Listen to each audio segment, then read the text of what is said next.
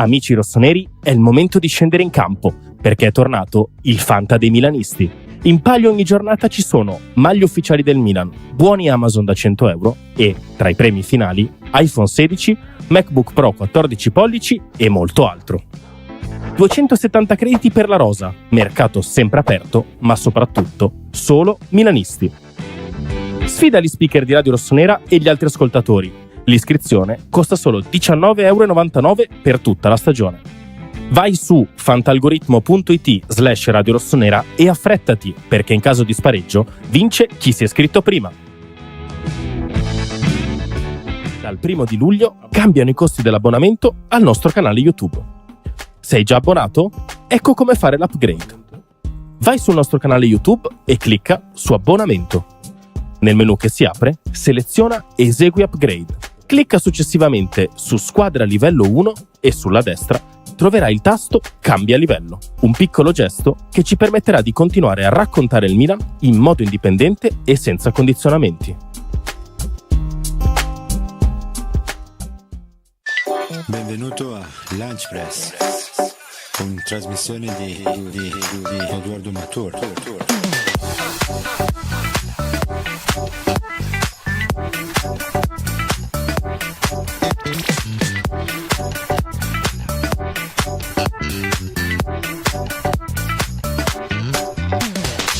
Cazzo guardi altre trasmissioni. We are back, siamo tornati. Sappiamo che vi siamo mancati in queste 2 settimane di pausa estiva, 2 settimane senza Lunch Press, 2 settimane senza il talk, ma adesso ripartiamo a 1000. Come è ripartito? Non a 1000, diciamo ripartito a 100 il Milan. Ho visto che eravate lì, tra l'altro, che stavate facendo i sondaggi, le vostre analisi e indagini per capire chi ci sarebbe stato oggi. Ci sono io, quindi Mirandola c'è, l'avete beccato, ma non c'è Enrico Boiani con me, ma c'è il buon Lorenzo Ottolia. Ciao Loren. Ciao a tutti, ciao Jack. Oggi è una coppia un pochino inedita per ripartire. Il buon Enrico Boiani lo vedrete, non preoccupate, sappiamo che vi manca, lo rivedrete poi al talk alle 16, perché come detto si riparte a pieno regime, obbligo tutte le mattine di questa settimana, lunch sempre alle 13, talk sempre alle 16. Tanto mercato di cui parlare anche oggi, anche con una notizia tra l'altro piuttosto fresca, e c'è da parlare ovviamente del primo impegno ufficiale stagionale dell'AC Milan di Massimiliano Allegri asterisco, nel senso che ieri non era proprio il Milan di Allegri, ma era il Milan di Landucci. Perché Allegri ancora pagava la squalifica per il famoso spogliarello. Che lo ricordiamo tutti. Grande momento di calcio in Italia. Sì, incredibile. Se posso permettermi, veramente un grande momento. Prima partita ufficiale anche per diversi dei nuovi giocatori, col nuovo modulo, col nuovo schema, insomma il nuovo Milan accolto da 71.000 spettatori in quel di San Siro nella vittoria contro il Bari dei 32esimi di Coppa Italia. Eppure, nonostante i 70.000, sembrava Bari-Milan e non Milan-Bari. Qual è stata la tua impressione dalla televisione? Mi verrebbe da dire un San Siro pieno, col punto di domanda alla fine, no? Che può sembrare anche un po' così, però effettivamente io l'ho vista da casa la partita e dava, diciamo, un po' di dispiacere, nel senso, tanto di cappello ai tifosi del Bari, che ho sentito che sono venuti in 5.000, quindi comunque una rappresentanza importante. Ma sentire i cori Bari, i sostenitori del Bari in un San Siro sostanzialmente silenzioso, tranne quando appunto si è trattato di esultare per i gol, ha fatto un po' specie, è dispiaciuto, perché comunque, come hai detto tu, 71.000 presenze al 17 di agosto sono secondo me un segnale, un bel segnale, un segnale importante, però poi si è visto che effettivamente la presenza c'è stata, ma non c'è stata, se così vogliamo, in certi momenti. È dispiaciuto vedere, diciamo, San Siro silenzioso a più riprese. Ecco, questo è stato secondo me un gran dispiacere. Assolutamente sì, noi ovviamente con questo non vogliamo andare a schierarci né in un verso né nell'altro rispetto a questa, diciamo, disputa, però secondo me sicuramente il fattore, oltre chiaramente all'assenza più o meno corretta o giustificata della curva, è anche un pochino di... Mi viene da dire, usare una parola subito brutta, so che ragazzi abbiamo appena ricominciato, ma un po' di disillusione legata ancora alla scorsa stagione, legata comunque a un mercato che è stato fatto quest'estate che ha dato tanto, a mio modo di vedere, poi vedremo nel pratico, ma ha anche tolto tanto, sì, perché purtroppo di questo weekend noi tifosi del Milan ci portiamo a casa sì la vittoria con il Bari, sì l'esordio dei nuovi, soprattutto di Luka Modric, che è l'unico che è riuscito a far alzare un pochino i decibel sì. Sì. di San Siro durante la partita, però secondo me almeno va citato, giusto citato, perché sennò non ce la posso fare. Ci portiamo a casa anche, malauguratamente, l'esordio in Premier League di Tijani Reinders, Mamma mia, ragazzi. che in giocatore. una squadra con altri 10 fenomeni intorno Sì. è stato il migliore È in stato campo. il migliore in campo, cioè, capito? La prima giornata di Premier League, il campionato delle stelle in Europa, Tijani Reinders tira fuori questa prestazione incredibile, gol, assist, veramente giocate a centrocampo bellissime, che sicuramente fa scendere la lacrimuccia e fa magari salire qualche rimpianto anche giustificato dalla prestazione che abbiamo visto. Questo senza dubbio. Poi, come tutte le cose, sappiamo che la Premier parte forte sempre. Basti pensare che primo weekend di Premier c'è già stato un Manchester United Arsenal, che ho visto, tra l'altro, in Serie A, prima di vedere un big match di solito si aspetta fino... Beh, di solito era la terza o la quarta che c'era il derby negli ultimi anni, c'è sempre un derby, sì. Adesso quest'anno il derby invece è capitato un pochino più tardi, Sì. credo che il primo big match del Milan, se non erro, è il Napoli.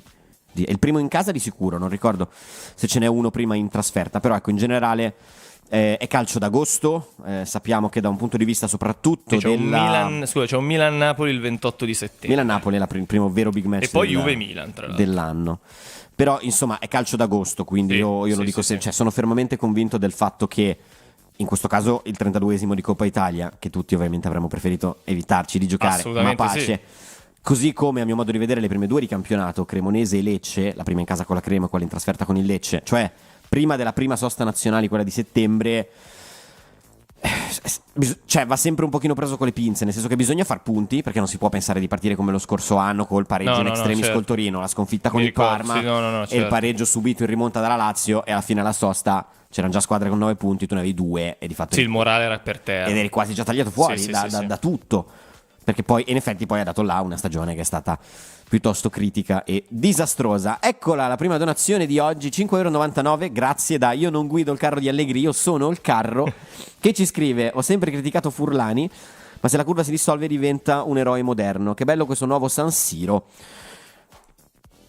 Sono opinioni, ognuno ha la sua, sì. Noi cerchiamo più di basarci sui fatti, e il fatto, a mio modo di vedere, ma credo che Lorenzo sarà d'accordo con me, è che pensare a tutto un anno di stadio così taciturno diventa un po' impegnativo, perché comunque secondo me ti sfugge un pochino quella corsa in più, quella che fai oltre la fatica fisica e che fai proprio di inerzia, di nervi. Poi certo, dall'altro lato uno può anche dire, visto che uno dei temi che abbiamo trattato parlando di tutti i nuovi acquisti praticamente dell'estate rossonera è stato legato al fatto che è sempre San Siro, bisogna gestire la pressione, eccetera, eccetera. Magari un San Siro più silenzioso aiuta Yashari, Stupignani e compagnia a introdursi meglio, non ho idea. Io sono un grandissimo sostenitore del 12° uomo in campo, no? Di questa visione qui, che secondo me in uno stadio poi come San Siro non può non essere un fattore, cioè è sicuramente un fattore. Con entrambe le facce della medaglia, come dicevi tu, nel senso la pressione di uno stadio come San Siro è tanta e si può ripercuotere anche sui giocatori nuovi, magari più inesperti come appunto Yashari, anche un Ricci comunque che calcano per le prime volte questo palcoscenico, può essere un fattore anche magari di pesantezza, però comunque non è paragonabile secondo me all'altro lato della medaglia, quindi l'apporto che secondo me il tifo del Milan e il tifo di San Siro può e deve dare a questa squadra. Poi aggiungo solo una cosa: secondo me tanto di quello che delle presenze che si sono viste ieri, proprio le presenze di 71.000, è stato dato secondo me da una sorta di eccitazione per il ritorno di Massimiliano Allegri, che secondo me è un mister comunque molto forte, molto esperto e comunque amato dai tifosi del Milan, che ci ha portato uno scudetto.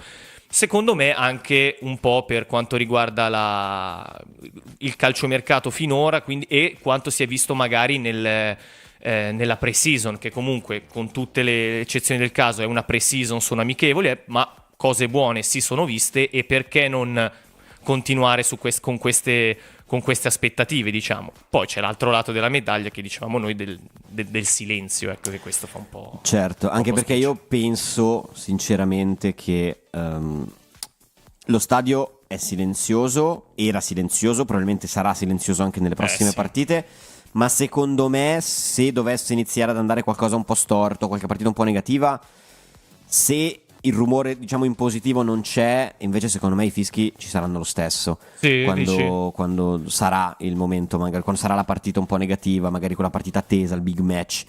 E quella è anche in realtà la vera e propria diminuiranno anche le presenze, secondo me, allo stadio, arrivando se dovesse arrivare a un certo punto, magari forse piuttosto che i fischi, che probabilmente ci saranno, sono d'accordo con te, oltre ai fischi, anzi, che al posto di piuttosto diminuiranno anche le presenze, e questa secondo me è una cosa bruttissima, cioè il pensiero no, non vado allo stadio perché tipo cosa ci vado a fare, perché tanto vedo quelle cose lì. A me queste cose qui non piacciono per niente, dispiace quando succede, ed è successo. Poi, come sempre, io sono dell'idea che vincere aiuta a vincere porta l'entusiasmo, e l'entusiasmo a quel punto porta al tifo. Io sono fermamente convinto di questa cosa. Vincere che comunque, anche senza la prestazione più brillante mai vista, ma io sinceramente confidavo in una vittoria facile, tranquilla e poco dispendiosa, è riuscito a farlo il Milan, è riuscito a farlo ieri battendo, come abbiamo detto all'inizio, il Bari 2-0, gol di... perché giustamente si torna sempre dove si è stati bene, Rafael Leao nel primo tempo, Christian Pulisic nel secondo tempo. Non è un caso, no. Nessuno mi metterà mai in testa che questo è un caso. Purtroppo, e dobbiamo un attimino parlarne, anche se non sappiamo nulla, diciamo, di diagnostico. Rafael Leao praticamente 2 minuti dopo aver segnato, peraltro di testa, che è per antonomasia il fondamentale che gli manca in assoluto, perché Leao è un giocatore meraviglioso, è fortissimo, ma di testa ha veramente dei limiti, per quanto per me negli ultimi anni sia migliorato, ok? Purtroppo si è, diciamo, fatto male, ha sentito un indurimento al polpaccio, questo al momento è l'ultima versione che si ha per certa, ha sentito un indurimento al polpaccio e speriamo, soprattutto anche per un discorso precauzionale, ha preferito farsi sostituire. Al suo posto è entrato Santiago Jiménez, che diciamo così non ha ancora la gamba migliore, ma proprio zero. No. Però è anche l'ultimo di tutti i giocatori del Milan che ha finito la stagione. Sì, è vero, è finita più tardi in assoluto. Ha iniziato la preparazione dopo, perché ha finito dopo la stagione. Sì, come con Modric, sono gli ultimi due praticamente che si sono andati a unire e che hanno iniziato ad allenarsi. Andiamo un pochino a parlare della partita. Una partita che secondo me qualche spunto l'ha dato. 2 esordi per i nuovi dal primo minuto, diciamo 2 esordi e mezzo, perché Stupignan titolare, Ricci titolare, e il mezzo per me Alexis Saelemaekers titolare anche lui. Una formazione che, diteci anche la vostra in chat, perché sono curioso di capire come l'avete vista, perché ovviamente qui nessuno di noi è un tattico. È stata molto fluida, nel senso che tutti ovviamente l'abbiamo presentata giustamente come una difesa 3. Sì, classico, con Tomori, diciamo, braccetto di destra, Gabbia in mezzo, Pavlovic braccetto di sinistra, Saelemaekers e Stupignan a tutta fascia nei 5 e Pulisic, Leao. Però in realtà è sembrata ad ampi tratti un tridente, un 4-3-3 vero e proprio, con Tomori che faceva il terzino in senso stretto, nel senso che ha fatto anche tante corse, tante percussioni, ha fatto l'assist, basti pensare che abbia fatto l'assist, e il tridente davanti, Saelemaekers alto a destra, Pulisic alto a sinistra, in quello che noi ce lo siamo dimenticati perché l'abbiamo sempre messo a destra. Pulisic nascerebbe esterno sinistro, però capisco che togliere il posto a Rafa Leao non sia tra le cose più semplici, e Rafa Leao unica punta, questo in molte fasi. Poi è vero, ci si è ritrovati spesso a difendere anche a 5, che è una cosa tipica dei 3 di difesa dietro, però sappiamo anche quanto ad Allegri stare attenti dietro sia una cosa fondamentale, tanto sì, che Landucci poi certo. nell'intervista post partita ha detto sì, ok, bene, abbiamo vinto, siamo contenti, però abbiamo subito troppi tiri e il Milan avrà subito 3 tiri ieri, quindi Sì. cioè, questa è la concezione di Allegri, che Milan contro Bari, il Milan calcia 4, 5, 6 volte in porta, ma non ne prende di tiri in porta. No, certo. E invece soprattutto nel primo tempo Mike Maignan, meno male che c'è Mike Maignan, che è rimasto Che Mike Maignan, parata che ha fatto a un certo punto, fatto ragazzi. un tuffo abbastanza... Mamma mia, con la mano di richiamo così veramente. Cioè io speravo che non ci fosse necessità, sinceramente, No, esatto, capito. in una partita col Bari, ma comunque lui il suo miracolino Sì. l'ha buttato giù. Discorso modulo, perché è un discorso interessante, è un discorso che secondo me poi va a rientrare anche direttamente in tutto ciò che riguarda il calciomercato. Sì, perché sì. se veramente si va verso un 4-3-3, allora molto molto semplicemente i difensori centrali numericamente ci sono, serve la punta e credo che il sì. grosso sforzo verrà fatto sulla punta Sì, e più o anche meno secondo me. ci si fermerà lì. Se invece si vuole andare su una difesa a 3, io sono dell'idea che almeno un difensore centrale manchi, Sì. perché per giocare a 3 averne 4 non è sufficiente. No, certo. Non è sicuramente sufficiente.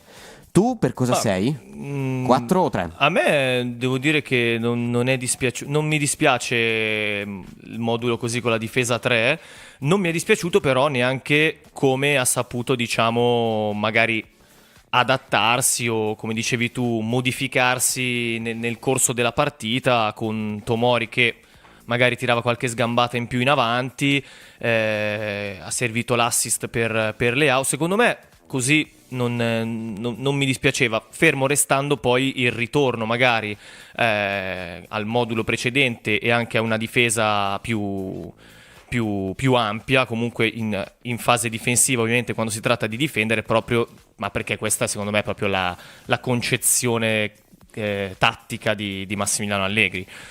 A me, secondo me appunto è un modulo che può funzionare, questo qua del 3-5-2.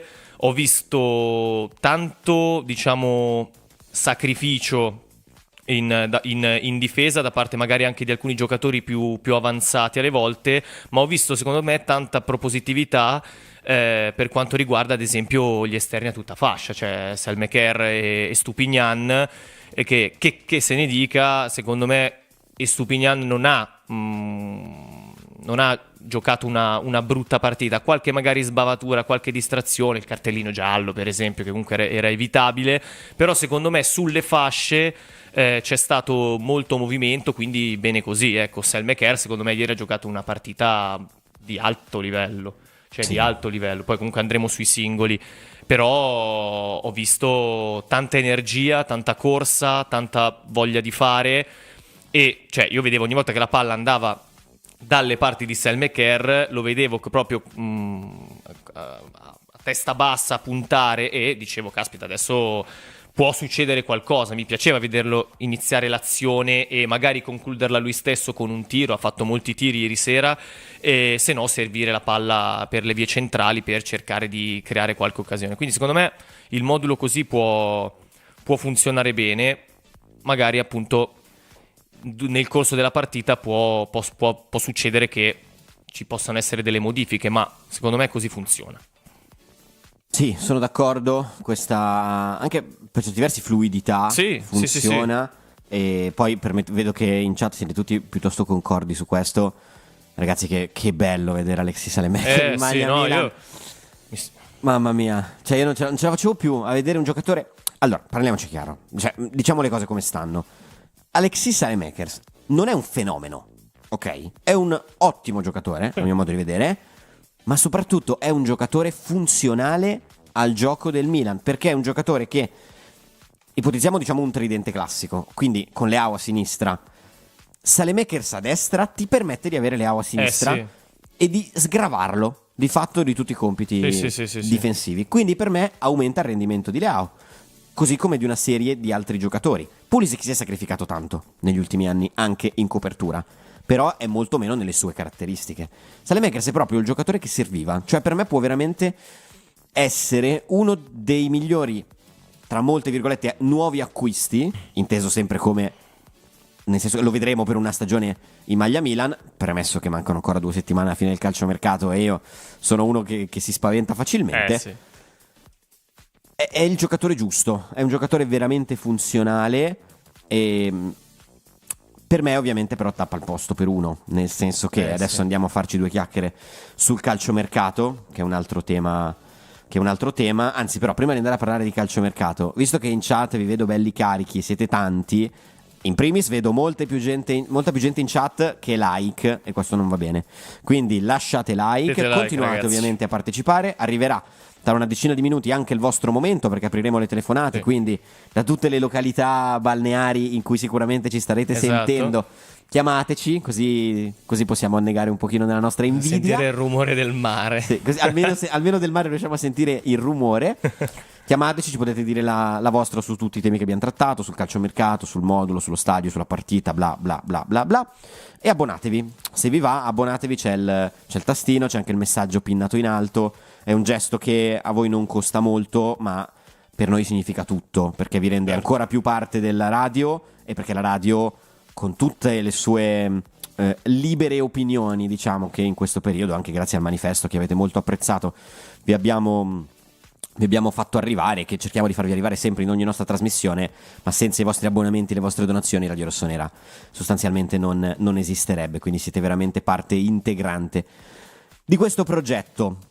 Andiamo a parlare un attimino di calciomercato. Perché? Perché la notizia, oltre ovviamente al tema della punta, che è quello che abbiamo trattato maggiormente, soprattutto stamattina, anche a obbligo di riscatto, in virtù delle parole di ieri sera di Iglitare nel pre-partita, bello vedere un dirigente che parla. Sì, bellissimo. È bello come parla Iglitare, a me piace proprio, perché Iglitare non si nasconde, che è una cosa che invece nel mercato fanno tutti. È vero. Cioè lui è arrivato lì e ha detto: prenderemo una punta? Sì. Højlund è un'opzione, Vlahovic è un'altra opzione. Esatto. Non ha detto tipo no. No, non ha fatto il vago, esatto. No, è andato proprio dritto, esatto. Ma dritto. Adesso però c'è l'altra faccia della medaglia, quella delle uscite, perché Noah Okafor sembra abbastanza addirittura d'arrivo la cessione di Noah Okafor a 20 milioni, che per me la cifra non è, premesso che io non l'avrei venduto Okafor, però non è male, al Leeds. Questo Leeds United, sì. Toglie, diciamo, un esterno, quindi gli esterni offensivi, se vogliamo così considerarli, restano Rafa Leao, Pulisic, Chukwueze, sì, c'è anche Chukwueze, e Saelemaekers, che io comunque lo inserisco in questo, sì. novero, e quindi comunque 4 un pochino da far girare. Ecco, io mi sarei mosso diversamente, nel senso che non è facile, era più facile fare una minusvalenza, però io probabilmente avrei cercato un pochino di più di vendere Chukwueze per avere, diciamo, come batteria sulla destra Pulisic, Saelemaekers nel gioco delle coppie, anche se poi non è mai così, e dall'altra parte Leao Okafor, col fatto che tra l'altro anche in eventuali partite in cui il Milan dovesse schierarsi 3-5-2, Okafor può farla la punta. No, sì. Così come può farla Leao, così come può farla Pulisic. Per me Chukwueze no. Detto questo, 20 per Okafor non è una brutta cifra. No. Poi io faccio lo stesso discorso che ho sempre fatto per Ciao. De Winter, lo vedremo, non è per me oggi a livello di Ciao, però il cambio fuori Ciao, dentro De Winter, più 20 milioni, funziona. A patto che poi quei 20 milioni vengano spesi. Se quei 20 milioni restano un sacco come quello dei cartoni animati di Utah col simbolo del dollaro, allora quello in campo non ci sta. E allora hai semplicemente fatto fuori Ciao, dentro De Winter, e sicuramente non ci hai guadagnato. Quindi 20 milioni per la cessione di Okafor, ok, che vengano reinvestiti, a mio modo di vedere, nella punta e in un difensore centrale.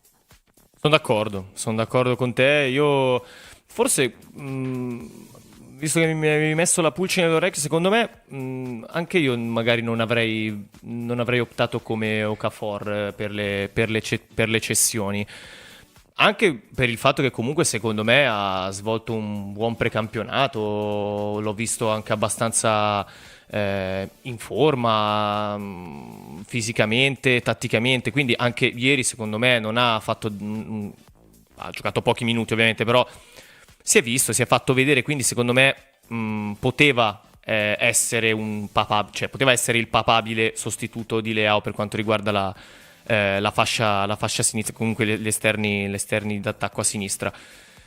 Sono d'accordo sul fatto che a questo punto, con la cessione che ormai sembra essere cosa delle ultime ore, esatto, addirittura d'arrivo al Leeds per 20 milioni, è un, chiamiamolo, tesoretto che va assolutamente reinvestito il prima possibile.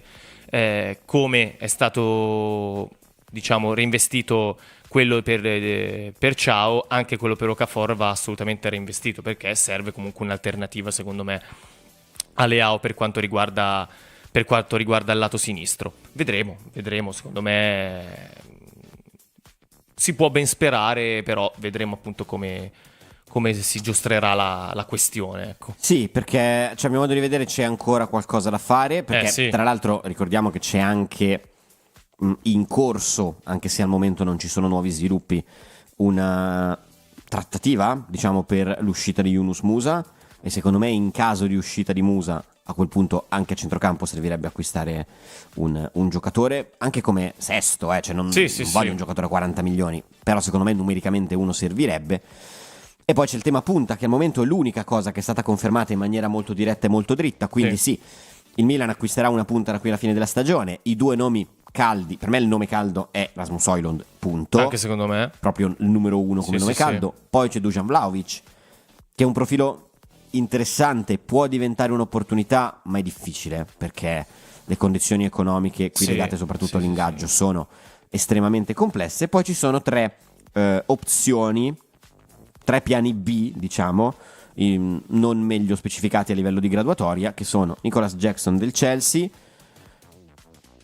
ok? Per me è quello più lontano di tutti. Grazie, Mano, grazie. Embolo del Monaco, tendo a sposare lo stesso concetto di Jackson, e Araujo Daré del Genk. E qui invece non faccio finta di sapere nel dettaglio che tipo di giocatore sia. Qui faccio non un mi salto nel sbilancio, vuoto, però. esatto. E sicuramente rispetto a questi tre profili, per quanto a qualcuno possa piacere di più Højlund, a qualcuno possa piacere di più Vlahovic, a qualcuno possono piacere entrambi, a qualcuno possa magari non essere entusiasmato da nessuno dei due nomi, mi sembrano entrambi però ben superiori a questi tre piani B. Chiaramente, certo. Tu, Højlund o Vlahovic? Io ti dico Højlund, per il semplice fatto che secondo me appunto adesso è la pista più calda, e per un altro paio di motivazioni. La prima è legata sicuramente alla questione dell'ingaggio di Vlahovic, appunto dell'ingaggio grosso che prende, che sarebbe difficile da gestire, e poi soprattutto diciamo per il fatto che comunque sembrerebbe che magari la Juventus può pensare magari di trattenerlo per creare una comunque difficile convivenza con Kolo Muani e l'ultimo acquisto Jonathan David, quindi lui si tratterebbe ancora di tenerlo, diciamo, in panchina sostanzialmente, ma con l'idea magari di Vlahovic di rimanere lì, giocarsi le sue carte in attesa poi di andare via a parametro zero a gennaio. Aggiungo poi che secondo me Højlund potrebbe portare aria fresca, per il semplice fatto che magari Vlahovic, che comunque Allegri non è che fosse riuscito così tanto a valorizzarlo ai tempi della Juventus, potrebbe magari trovarsi in difficoltà anche qui al Milan, e a noi secondo me un attaccante di peso ci serve subito, più di subito. Poi c'è da dire anche che Højlund non vede il campo da molto tempo, è in una situazione particolare allo United, è stato messo fuori squadra, non è stato convocato per la partita contro l'Arsenal, quindi il messaggio è stato chiaro: ti mettiamo alla porta. Quindi non so se arriverà, come potrà arrivare, con che spirito, però secondo me Højlund in questo momento può essere l'uomo per l'attacco del Milan. Tendo a essere d'accordo con te, vedremo se anche i vari ascoltatori saranno d'accordo, perché inizia ufficialmente il vostro momento, la vostra mezz'ora qui a Lunch Press per intervenire. Grande Morgan, sempre sul pezzo, che ancora prima che io lo annunciassi ha già messo il numero in sovraimpressione, lo potete vedere, 02 4942 8479, e abbiamo già il primo ascoltatore. Ciao! Ciao! Scusate se mi intrometto, va tutto benissimo i discorsi tecnici, tattici, e se volete vi dico la mia. Højlund è un giocatore che viene dall'Atalanta, ricordatevi sempre bene quello che succede ai giocatori che escono dall'Atalanta, ricordatevelo sempre bene. Poi la mia preferenza va su Vlahovic, però volevo dire una cosa, non vorrei passasse in secondo piano la gravità di quello che è successo ieri sera a San Siro, non a Meazza, a San Siro. Ieri sera è stata la degna conclusione e il punto di arrivo dove vogliono portarci questi signori, che non sono nient'altro che trafficanti di calciatori, non sono nient'altro che questi. trafficanti di calciatori. Prima vi sentivo parlare di... Pronto? Ci siamo, Sì, ci siamo. sì, siamo Dici qua. tutto. Prima vi sentivo parlare di plusvalenze, di tesoretti e di qualsiasi altra cosa, ma voi credete davvero che questi signori investiranno tutto quello che hanno preso? Io vi ricordo sempre che questi signori a bilancio l'anno scorso hanno messo più 91 per servizi vari, che non si è mai capito che cosa sono, io credo di saperlo, però me lo tengo per me. Detto questo, vorrei tornare sulla questione curva. Hanno spogliato San Siro del suo bene più grande, che era la curva, prima la Fosse dei Leoni, le brigate, i commandos, e poi sono diventati la curva sud. Per quelli come me che si sono sorbiti negli anni 80 a Cava dei Tirreni, Taranto, Campobasso, voi non eravate ancora nati, ma noi ce li ricordiamo tutti, Sì. Partire da qua per andare a Cava dei Tirreni o Campobasso non era esattamente un viaggio di piacere, ma noi ci siamo sempre stati. Noi ci siamo sempre stati, loro non c'erano, noi ci siamo sempre stati e dovrebbero vergognarsi loro e i conniventi con loro. D'accordo. Dovrebbero vergognarsi. D'accordo, adesso parliamo un pochino di tutti i tuoi temi. Grazie di aver chiamato. Ciao. Grazie mille. Ciao. Grazie. Ciao, buona settimana. Ciao. Tanto sì. in ballo. Allora, io mi leggo soprattutto alla prima parte quando dice... sì, è vero, cavolo, non ci ha letto il nome. Vabbè, peccato. Quando dice siete davvero convinti che reinvestiranno tutti quei soldi? Allora, realisticamente no, non credo che avverrà.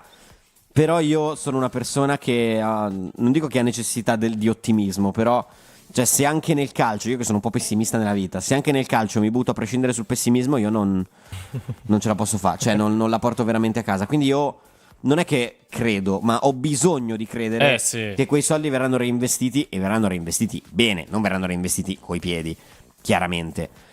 Vedremo quello che succederà. Mancano 2 settimane di mercato, che non sono poche, non sono neanche tante, anzi siamo più o meno lì. Sì. È evidente che servono dei rinforzi, è evidente che bisogna andare ad aggiustare e sistemare alcune cose, e è evidente che ci sono tante cose al momento che lasciano un pochino interdetti a più livelli. Guarda, io aggiungo solo che è ovvio che sono d'accordo con te su questa sorta di pessimismo, perché magari vedendo alle ultime sessioni di calciomercato, così, dove ci si aspettava qualcosa che poi non è arrivato, ci sono state trattative che erano addirittura d'arrivo poi saltate, nomi che sono usciti, un po' di pessimismo / cautela ti viene. Ma secondo me, io sono d'accordo, io in quanto tifoso del Milan, magari è una visione un po' troppo semplicistica, però non posso non pensare che, diciamo, che quei soldi verranno reinvestiti con una certa cognizione di causa, ecco, che quindi verrà acquistato un giocatore, un buon giocatore, un giocatore soprattutto funzionale al gioco del Milan per questa stagione. Io è questo quello che penso, e questo è quello che spero, soprattutto da tifoso del Milan. Senza dubbio, io sono anche dell'idea che comunque in una stagione come questa, per me, senza le coppe né niente, tu hai l'obbligo, a mio modo di vedere, di provare quantomeno a puntare subito all'obiettivo puro, grosso, certo. Sappiamo tutti che fa una differenza incredibile avere solo le 38 di campionato o avere le coppe europee in mezzo. Sì. Ora, secondo me è un anno potenzialmente favorevole, nel senso che l'Inter ha tanti punti di domanda per il mercato che ha fatto, per l'allenatore che ha scelto, per la situazione un po' tesa nello spogliatoio. La Juve ha tanti punti di domanda, perché comunque ha rivoluzionato, ha mantenuto l'allenatore, ma ha cambiato il direttore sportivo. E vuol dire tanto. Ha fatto un mercato che anche lì andrà analizzato. Il Napoli, a mio modo di vedere, è l'unica che si è rinforzata in maniera evidente, però il Napoli ha le coppe, bisogna capire come gestirà questa cosa, e adesso ha il problema, tra l'altro, di Lukaku fuori a lungo. Sì. La Roma, per me, è una squadra potenzialmente interessante, ma tante incognite. Vedremo con Gasperini cosa riuscirà a fare. La Lazio col mercato bloccato. Per me questo era un ottimo anno in cui infilarsi. Però, ora come ora, per me la squadra ha dei buoni giocatori, ma non credo che sia ancora pronta per andare a lottare direttamente per lo scudetto. Andiamo al telefono. Ciao, come ti chiami? Ciao ragazzi, Nicola da Pescara. Ciao Nicola. Ciao Nicola. Dici tutto. Ciao. Ragazzi, allora, in primis, io innanzitutto l'intervento che ha fatto il signore di prima lo sposo in pieno totalmente, perché quello che è successo ieri sera a San Siro è una vergogna, va detto, ogni telefonata va detto e ripetuto, perché questi signori stanno ottenendo tutto quello che vogliono, cioè i puristi. Ho visto gente in curva sud con la maglia del Portogallo, dell'America, del Liverpool, ma ragazzi, questo non deve passare in sottopiano, secondo me non esiste, questa è una cosa gravissima, e voi che siete sempre presenti e siete i numeri uno perché ci siete sempre, siete una radio, questo è un messaggio che deve essere diffuso. Qua lasciamo perdere le cose penali, qua nessuno vuole mettere bocca su cose che ci mancherebbe altro, ma qua parliamo di aver vietato ingresso allo stadio a persone che non hanno fatto nulla, che non hanno DASPO, che non hanno nulla, così, perché chi l'ha deciso? Ragazzi, è grave, questo soprattutto per i ragazzi, per l'allenatore, cioè rischiamo di giocare 38 partite fuori casa, e secondo me è un problema che è sottovalutato. Io penso che con l'intelligenza di tutti questa è una situazione alla quale va posto rimedio immediatamente, ma immediatamente. D'accordo. Perché se non so se volete. Per quanto riguarda, ragazzi, il mercato, io temo che purtroppo questi soggetti non reinvestiranno assolutamente quello che hanno preso, e già lo dimostra, come prima ti hai detto, Jack, una cosa giusta, hai detto se tu vendi Ciao per 40 con De Winter più 20, ma quei 20 vengono investiti, allora è un buon affare. Ok, io ho forti dubbi, perché prima erano stati già impolpati 8 di Podega, 9 di Emerson Royal, se vogliamo fare il saldo non mi sembra neanche il caso, e qua rischiamo di finire in attacco, visto che il Napoli, ho visto che è infortunato anche Lukaku, quindi tornerà prepotentemente anche il Napoli per un attaccante, qua rischiamo che finiamo con Embolo. Si va sempre al piano B, C, D, ragazzi, così non va bene. Non va bene, non è cambiato nulla. Comunque un grande abbraccio e buon proseguimento, ragazzi. A te, grazie di aver chiamato. È preoccupante. Ciao Nicola. Dello stadio scusa, dimmi. Ciao. Allora, sì, nel senso, secondo me questa cosa dello stadio è un problema, non è da sottovalutare, perché il discorso che facevamo all'inizio, quella corsa in più, quella chiusura in più, quello sforzo in più che ti fa fare San Siro è innegabile, cioè. fa tutta la differenza del mondo, cioè, proprio... come è vero, tra l'altro l'avevo notato anche io ieri, tanti turisti. Ora era il 17 di agosto, tutto quello che volete, però tanti turisti, tanta gente con maglie di altre squadre. Sì. Vabbè, tralasciamo la tribuna stampa, perché lì quello invece è più una nota di colore, una nota un po' più simpatica. In tribuna stampa era pienissimo di colleghi ecuadoregni, anche con la maglia proprio della nazionale dell'Ecuador, eccetera, che erano ovviamente lì per vedere l'esordio di Estupignan. Però sì, tanti turisti presenti allo stadio, pieno. Una cosa che adesso mi viene in mente, la dico al volo, l'aveva detto forse il direttore, una frase che mi aveva, diciamo, abbastanza segnato, aveva abbastanza colpito, proprio tanti spettatori, pochi tifosi. Quindi nel senso, proprio magari veramente un San Siro pieno, ma pieno di persone venute lì per vedersi e godersi anche comunque uno spettacolo di una partita di calcio in uno degli stadi più belli del mondo, ma che comunque a livello di tifo non dico niente, perché si è visto ieri sera. Si è visto e si è sentito ieri sera. È vero. Sì, perché il paradosso è che se noi avessimo vissuto la situazione di ieri sera in uno stadio, e per quanto mi riguarda ci poteva serenamente stare, certo, in uno stadio in cui il 17 di agosto, con la gente in ferie, tutto quello che volete, ci fossero state 40.000 persone, quindi San Siro pieno grosso modo per metà, sì, rispetto a quello che è il suo potenziale livello di capienza, allora avrei detto ok, lo stadio era sicuramente un po' silenzioso, perché sappiamo benissimo che 40.000 spettatori possono comunque fare rumore, ma ragazzi erano 71.000, togliamo le 5.000 sì, del Bari, erano 66 che erano lì formalmente per il Milan. Non sembrava, cioè il colpo d'occhio lo vedevi, però il colpo d'orecchio non c'era. Tanto che i tifosi, e io qui mi permetto di fare peraltro un plauso, perché ne abbiamo parlato ieri, ne parlavo ieri anche con Leonardo Menini, anche nel post partita. Il Bari, che è una squadra di Serie B, da metà Serie B, ha una tifoseria assolutamente da Serie A, una tifoseria di primo ordine, perché erano tanti, si facevano sentire, assolutamente, sostenevano, cioè veramente tanto di cappello, veramente. Sì, veramente una bella impressione quella di una tifoseria di fatto di Serie A. Però sì, in effetti il paradosso si è un pochino visto ieri, quando in un paio di circostanze è stato proprio lo speaker di San Siro che ha cercato di lanciare un paio di cori, perché è vero, un pochino di entusiasmo ieri c'è stato al momento della presentazione dei nuovi, con tutto il rispetto, non tanto alla presentazione di Terracciano quanto magari alla presentazione, uno in particolare mi viene in mente, alla presentazione di Luka Modric, perché decibel si sono alzati un pochino per Yashari e moltissimo per Luka Modric, chiaramente, però tutto lì. E poi l'altro entusiasmo è stato quando è entrato Luka Modric, ma perché poi è così che tu vai a conquistare le persone, i tifosi, è così che i tifosi vanno allo stadio volentieri, perché io sono convinto, come ha detto qualcuno di voi prima e come hai detto anche tu prima, che di questo passo lo stadio si potrebbe svuotare nel corso del tempo, soprattutto se i risultati non dovessero essere quelli sperati. È evidente che a un certo punto ci si ritrova proprio in questa situazione per cui cos'è che ti fa proprio gasare, ti fa venire voglia di alzare i decibel allo stadio? I campioni. I campioni. E ieri a un certo punto è entrato un campione che in un quarto d'ora giocando da fermo ha dipinto calcio, ed è Luka Modric, ragazzi. Ma il Milan ha i campioni e compra i campioni, cioè questo è il discorso, questo è il Milan. Pensate soltanto che questo è, allora, Milan è la squadra che ha avuto nettamente più palloni d'oro in rosa tra quelli che lo hanno vinto con il Milan e quelli che lo hanno vinto e poi sono militati nel Milan, in assoluto in Italia. Ma l'ultimo pallone d'oro che aveva avuto il Milan era Ronaldinho, passati 15 anni quasi.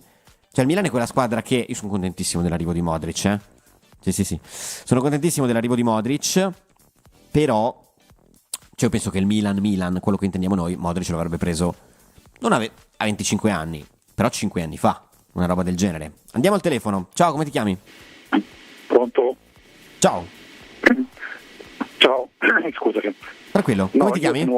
Io sono Roberto da Roma. Ciao Roberto. Dici tutto. Ciao.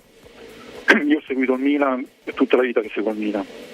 E vi dico questo, mi sento molto molto rattristato e preoccupato, più di ogni fatto di acquisto, di mercato, se viene, più di tutto per la situazione dell'esclusione della tifoseria vera, perché l'anima del Milan prima è stata cancellata levando Maldini e adesso guardate, questa è una cosa grave, non so se voi, io spero che voi vi rendete conto, nel senso, come radio prendete molto in considerazione questa, perché questi stanno annullando completamente lo spirito, perché avevano tolto Maldini, adesso che era l'anima secondo me il Milan, e adesso stanno levando, diciamo, la tifoseria, quella che porta i cori, che porta la passione, che porta l'amore, che porta le coreografie.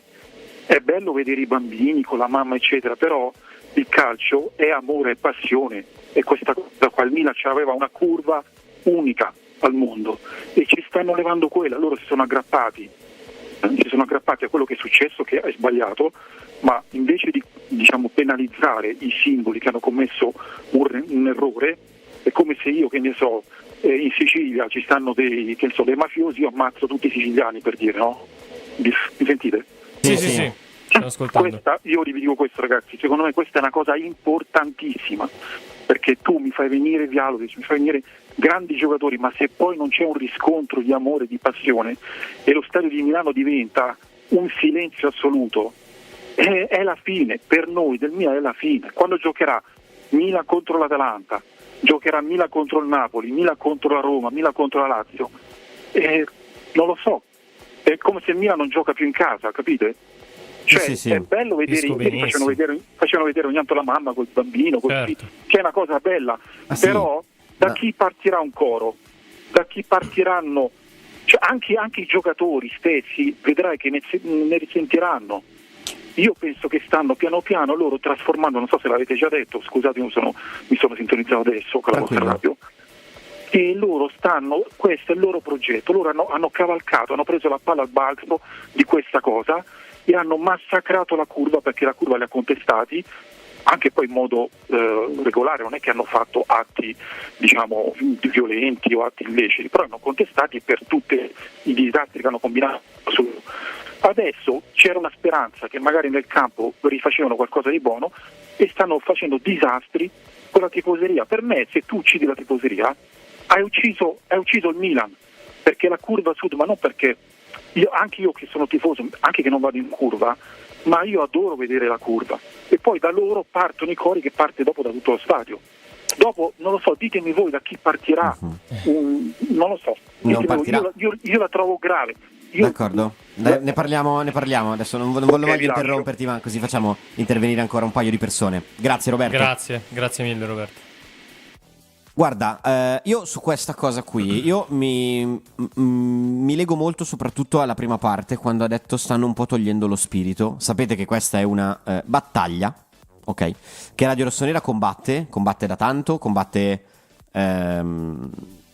quotidianamente, sì. Ok? E che ha voluto anche un pochino combattere. Adesso Roberto non so se sia un nostro, diciamo, ascoltatore assiduo o se magari ci abbia scoperti un pochino da poco, ma lo invito lui e tutti voi, anche se so che molti di voi lo hanno già visto, ad andare a vedere il manifesto che abbiamo pubblicato. Lo trovate dappertutto, sì, sul nostro sito www.radiorossonera.it, sui social, eccetera eccetera. Abbiamo voluto pubblicare un vero e proprio manifesto del milanismo, che peraltro chi ha avuto la voglia, diciamo, di leggere fin da subito, fin nel momento in cui è stato pubblicato, diciamo, abbiamo anche ricevuto diversi complimenti e ci fa piacere, perché questo è come noi intendiamo, concepiamo e pensiamo il milanismo, esatto. E come, adesso noi non abbiamo la presunzione di dirlo, ma come crediamo che anche i nostri ascoltatori, che anche voi viviate il concetto di milanismo. E questo sì, effettivamente si sta un pochino perdendo, e si perde in tante cose, dal calciomercato al campo, a tutto ciò che ci sta intorno, e tutta una serie di situazioni e vicissitudini che portano a un pochino di disaffezione. E io qui infatti mi rilego al discorso. Ieri quello che io ho percepito, oltre a questo clima abbastanza surreale di silenzio, è stata proprio una certa disillusione della serie: sì, ok, col Bari magari vinciamo, se però non vinciamo, pace, tanto poi comunque quest'anno, se va bene, giochiamo per il quarto posto.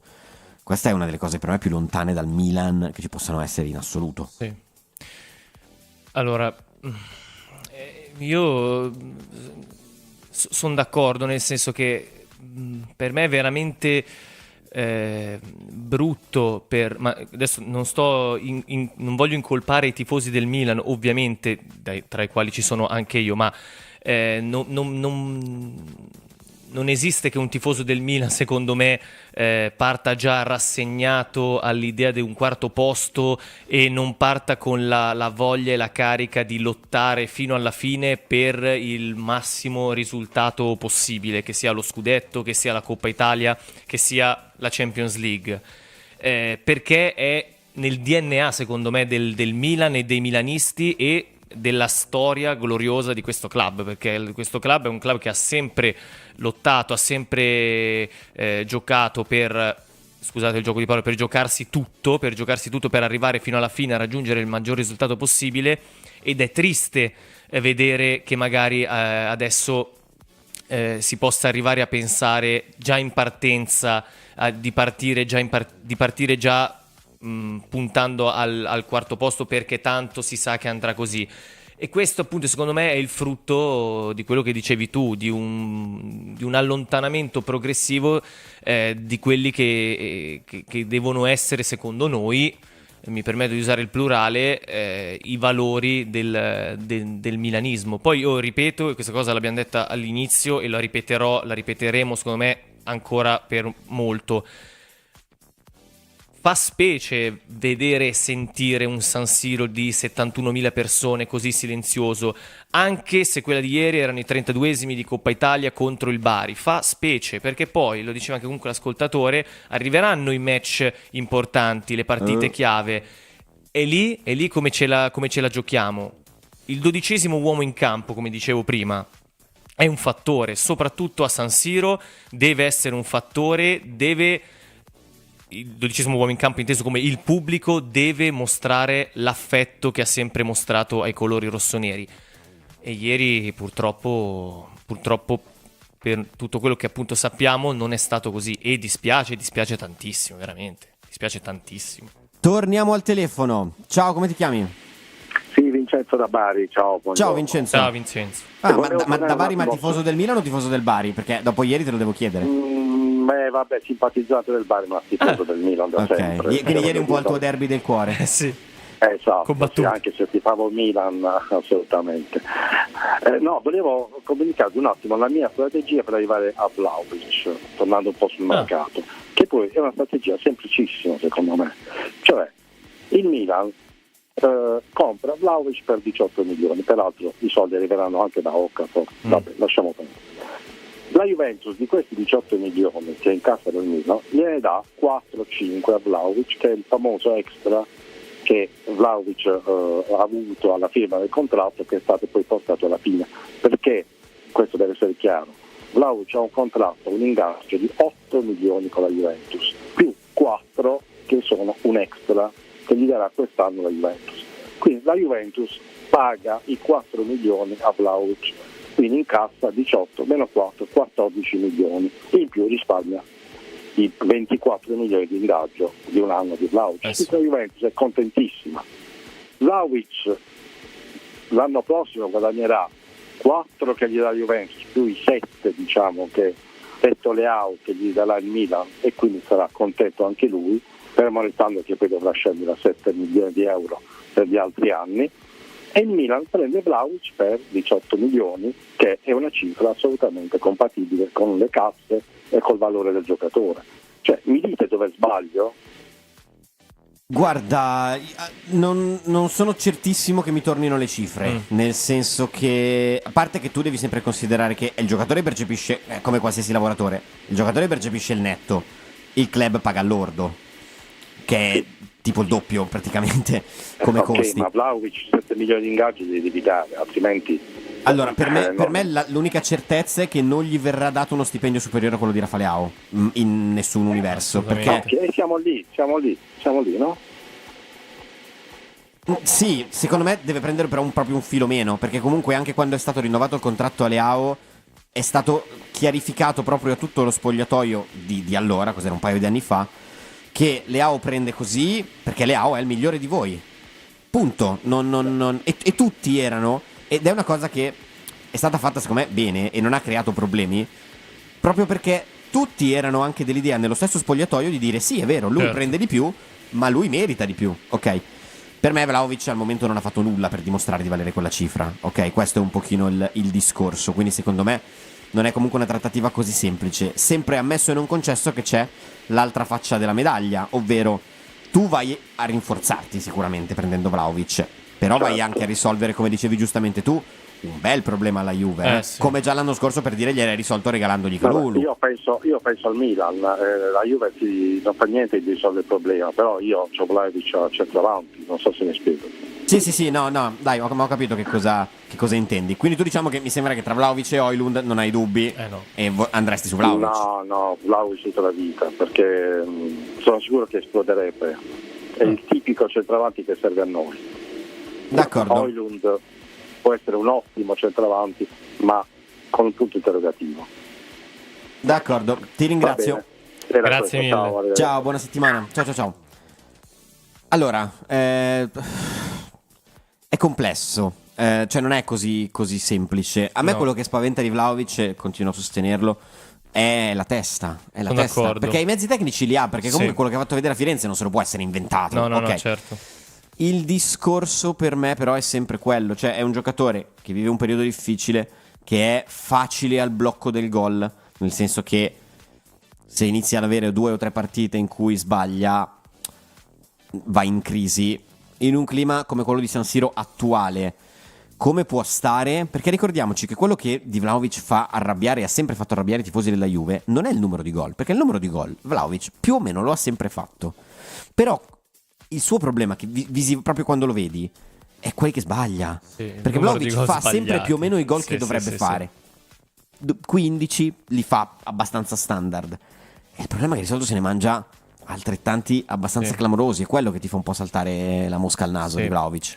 Stando proprio fuori dalle questioni economiche legate all'ingaggio, secondo me è proprio questo il problema. Magari lo accennavo anche prima, il fatto che il grande punto interrogativo di Vlahovic è la questione mentale, la testa, come dicevi tu, e soprattutto anche la questione legata a, sì certo, Vlahovic, pupillo di Massimiliano Allegri alla Juve, assolutamente, di tutte queste cose, ma sarà veramente in grado di trasformarlo, ma neanche trasformarlo, di renderlo funzionale al gioco del Milan, con i giocatori che ha il Milan, in un tempo comunque, in un breve lasso di tempo, viste le necessità. Io sono più improntato su Højlund proprio per questo, e credo che anche in realtà il Milan sia più improntato su Højlund per queste motivazioni qui, per una questione del fatto che secondo me Højlund potrebbe risultare funzionale al Milan in un lasso di tempo più breve rispetto a Vlahovic, ferma restando l'incognita della testa del centravanti serbo, certo. E anche ovviamente quello che ho detto prima, quelle piccole incognite, o magari non così piccole incognite, legate a Højlund e al suo, diciamo, non essere più diciamo in un così grande spolvero come all'inizio, vista appunto i pochi minuti giocati nell'ultimo periodo con lo United. Sicuramente, sì, diciamo che sicuramente, a prescindere da chi arriverà tra tutti questi nomi, nessuno ti dà le garanzie, nessuno ti dà le garanzie che avrebbe dato Victor Gyökeres, per intenderci. Ok, ciao, come ti chiami? Ciao, mi chiamo Antonio Porro. Oh, Antonio, ciao. Come stai? Bene, voi? Tutto a posto, bene, grazie. Bene, Hai fatto un po' di ferie? Hai fatto un po' di mare? Sì, prima di questa stagione, sì. Ah, meno male. Dove sei andato di bello? A Giapponese, a Spiaggia Libera. Ah, vabbè, giustamente, per risparmiare. Anto, hai mangiato oggi? Sì, ho mangiato una penne con le zucchine, pomodoro e mozzarella, come si chiama, il formaggio a fette. Scusa, ma Anto, non hai mai provato a mandare il curriculum al Milan per diventare lo chef di Milanello? Ma io solo il caffè e l'uovo so fare. No, dai, mangi sempre bene. Ciao Anto, grazie. Ciao. Guarda che adesso, al di fuori di tutto, poi i menù di Antonio Porro non sono mai banali, No. Oltre al fatto che Antonio Porro è anche l'uomo che quest'anno ha tirato fuori dei nomi di un esotico. A un certo punto, perché noi eravamo lì che cercavamo il centrocampista, lui ha tirato fuori Manuel Locatelli, che a me è venuto un brividino sulla schiena, sì. Terrificante, perché io, per ripensare a Manuel Locatelli al Milan, mamma mia, veramente impegnativo. Dai, chiamateci che facciamo ancora in tempo a prendere l'ultima telefonata prima di chiudere. Poi vi ricordo l'appuntamento delle 16 con Enrico Boiani per il talk.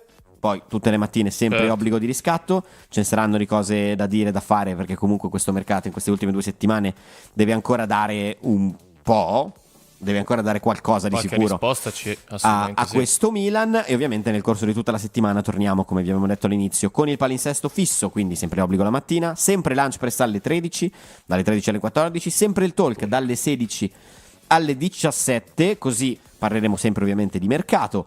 Proseguiremo anche su questo tema dello stadio, parleremo ancora della partita di ieri, comunque, perché a livello di temi di campo non ne abbiamo affrontati molti oggi a lunch, ne affronteremo qualcuno di più questo pomeriggio al talk, e poi ci avvicineremo, perché non dimentichiamocelo, a Milan Cremonese, gara che aprirà la Serie A, perché con tutto rispetto per la Coppa Italia, ma aprirà la Serie A 2025-2026 sabato 20:45 a San Siro. Ovviamente poi ci sarà il post partita in serale come al solito, poi il Lecce, la pausa nazionali, e poi si partirà a 8.000.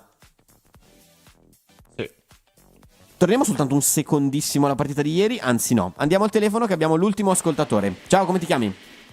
Ciao, sono Leonardo, chiamo dalla Svizzera. Ciao Leonardo. Ciao. Dici tutto. Ma niente, io sto seguendo da un po' tutte le vicissitudini del Milan e ho notato questo cambiamento di cui spesso si parla, se ne parla sempre come una cosa provvisoria del 3-5-2, ma che secondo me potrebbe in realtà essere adottata da Allegri come diciamo, una soluzione scuola Juventus per vincere il campionato, poi da alternare col 4-3-3 ovviamente. Quindi tu sei per il 3-5-2, ma secondo te al momento abbiamo gli uomini o dobbiamo intervenire sul mercato pesantemente? Guarda, questo è il fatto che giocando con questo modo qui, adattando Leao e Pulisic a giocare davanti, perché dove li vuoi mettere altrimenti, a quel punto lì con i giocatori che abbiamo in rosa non sembrerebbe neanche in realtà che abbiamo bisogno di andare a prendere un attaccante, perché vorrebbe dire comunque far fuori Gimenez. Sì, cioè parzialmente. Cioè, perché abbiamo diversi giocatori che giocano in avanti, abbiamo Leao, abbiamo Pulisic, abbiamo Gimenez e poi abbiamo ancora qualche esterno che sarebbe adattabile, tipo Chukwueze per esempio, certo.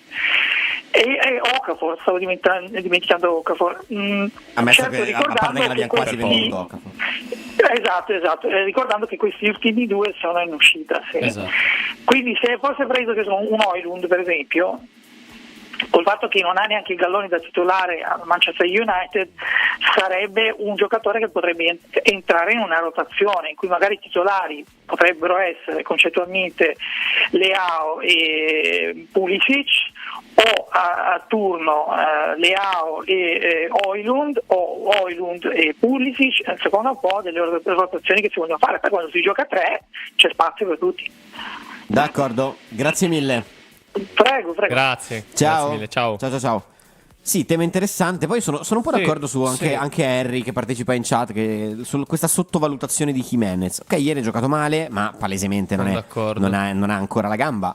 Io non voglio bollare già Jimenez come ricorda che affronteremo la Cremonese di Terracciano e di Bondo e di Warren Bondo. E con questa nota di colore finale sono giunte le 14:01, quindi siamo anche in ritardo, verremo bacchettati all'uscita dallo studio. Grazie per essere stati con noi, grazie della partecipazione. Ricordatevi prima di uscire, mentre uscite, di lasciare un like, così come vi dovete ricordare dell'appuntamento con il talk alle 16. Lunch Press torna sempre tutti i giorni di questa settimana, sempre alle 13. Grazie a Lorenzo Ottolia. Grazie Ciao, a te Jack, grazie a tutti. Grazie a tutti voi che avete telefonato. Grazie ovviamente a Morgan in regia, Tum.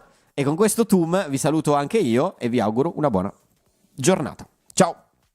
Dal 1 di luglio cambiano i costi dell'abbonamento al nostro canale YouTube. Sei già abbonato? Ecco come fare l'upgrade. Vai sul nostro canale YouTube e clicca su abbonamento. Nel menu che si apre, seleziona Esegui upgrade. Clicca successivamente su Squadra livello 1 e sulla destra troverai il tasto Cambia livello. Un piccolo gesto che ci permetterà di continuare a raccontare il Milan in modo indipendente e senza condizionamenti. Amici rossoneri, è il momento di scendere in campo perché è tornato il Fanta dei milanisti. In palio ogni giornata ci sono maglie ufficiali del Milan, buoni Amazon da 100 euro e, tra i premi finali, iPhone 16, MacBook Pro 14 pollici e molto altro. 270 crediti per la rosa, mercato sempre aperto, ma soprattutto solo milanisti. Sfida gli speaker di Radio Rossonera e gli altri ascoltatori. L'iscrizione costa solo 19,99 euro per tutta la stagione. Vai su fantalgoritmo.it/Radio Rossonera e affrettati, perché in caso di spareggio vince chi si è iscritto prima. Sì, è finito anche questo puntato di Lunch Press. Ci vediamo domani ancora come tutti i giorni ore 13.